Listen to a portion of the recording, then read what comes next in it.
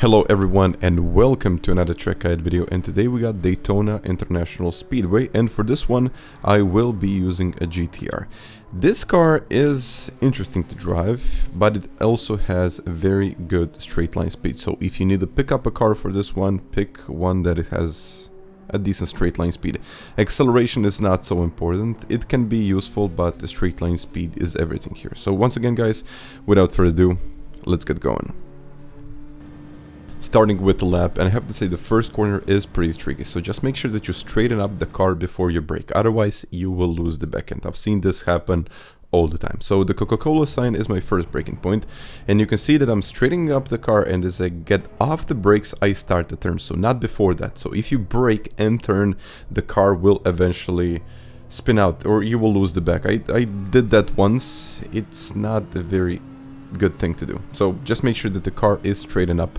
In most of these turns it's pretty much going to be the same. So here I'm looking at the cones. I know the cones are usually not the best markers, but here it's pretty much the only thing that you can use. You can use the poles around you, but this one is pretty, I think it's pretty decent for braking point and eventually just getting that corner right. So I got a lot of time in this first section of the track. I mean, it was rare. It was looking very good. I mean, I was even kind of matching up the times from the other guys on the top 10 leaderboard, and yeah, just a couple of corners weren't really up to standard. So here, just before the curb, when the curb kind of starts, you need to get into that braking zone, and I've seen a lot of guys accelerating out of this one in third gear. I just always decide to use second. It gives me a bit more rotation, and eventually it seemed to be a pretty decent kind of pace overall. But like, if you can put it up into third. So once again, I'm looking at the cone.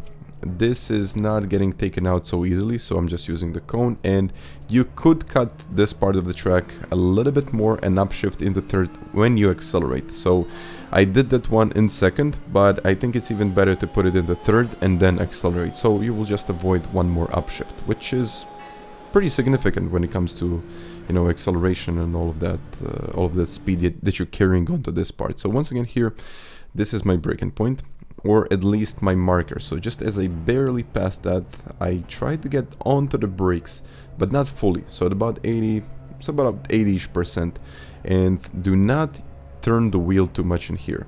So this is one of the biggest problems that I had before. So you need to brake and also carry the speed, which is difficult. So make sure that you don't overturn the wheel of the car. Otherwise you will get a lot of understeer, and it might seem that the car isn't really able to turn.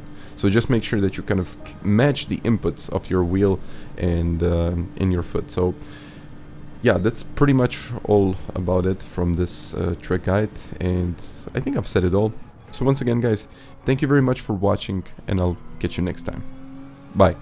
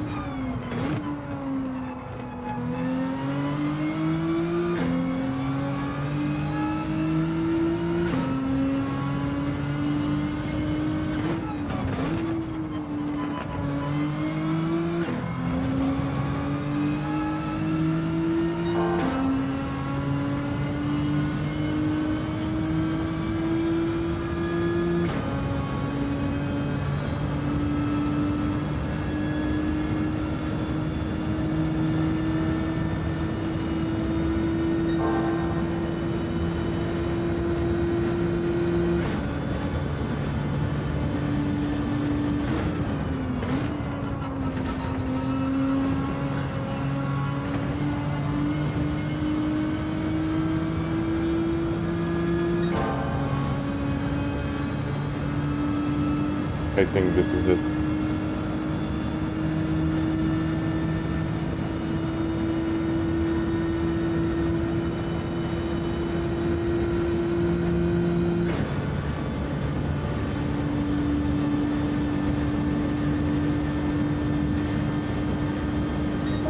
Okay.